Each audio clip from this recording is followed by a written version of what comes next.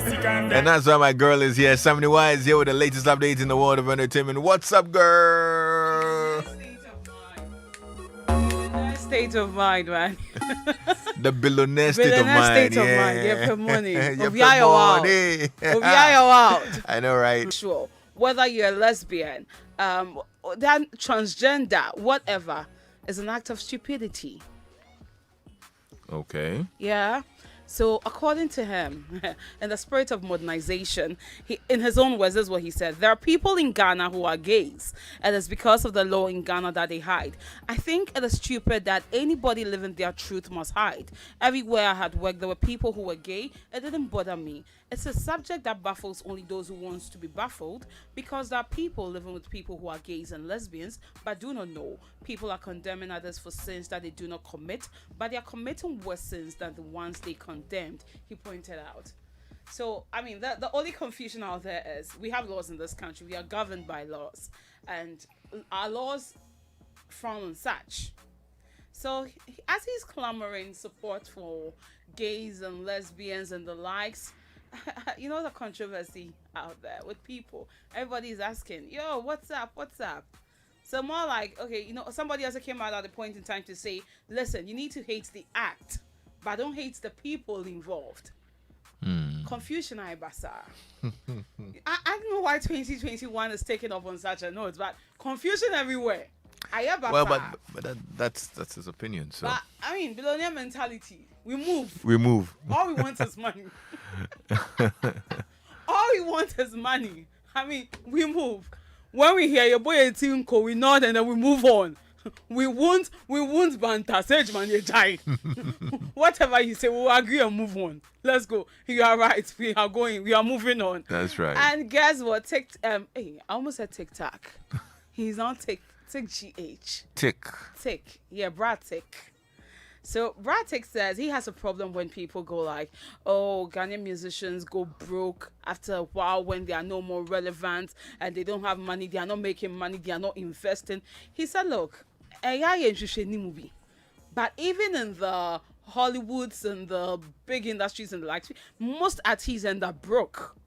But it's more of a human factor than, I mean, we blaming musicians or people in the arts and entertainment solely for such reasons. But I mean, it's life. He says it is life. So stop going hard on musicians for going broke and everything. But it's just life. I don't understand it.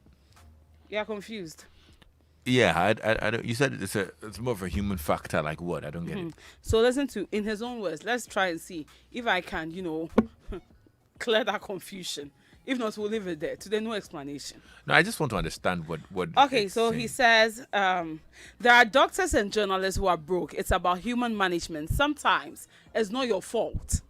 That's a human factor in there. Life happens. Okay. Sometimes it's not your fault to be broke. You may be unlucky, but sometimes too you may succeed through music as a musician. And he continued that, for me, I get bothered when people giggle at some Ghanaian musicians for being broke. I get worried because there are great musicians across the world who didn't get rich. So he's saying life happens to everyone. Okay. So you may put in the work, but maybe anything can happen. Things can change within the snap of a finger. So see, stop blaming people for saying they were irresponsible, they mismanaged their funds, they didn't invest. It's life. It happens to everybody. Okay. Do you understand now? I get it now. But that doesn't mean there are some people who didn't mismanage their funds. He's still saying life happens. Well, life does happen, of course. I agree. Yeah. But I'm glad you get it now. I get it. Because if he didn't get, we'll still move. This year we move. Time no day. No, I know, right? We move. No, but then, I mean, that's it. Some people actually, as you said, some people really do mismanage their fans and then they come cap in hand and all that. But, I mean, that's his opinion. And Rex Omar, yes, the NDC spokesperson for creative arts, says, look, he's not doing all that. He's not involving himself heavily in politics because he wants a ministerial position or anything of that sort. He's doing this because, I mean, yeah, this is Rex. He also has a voice. It's the democracy.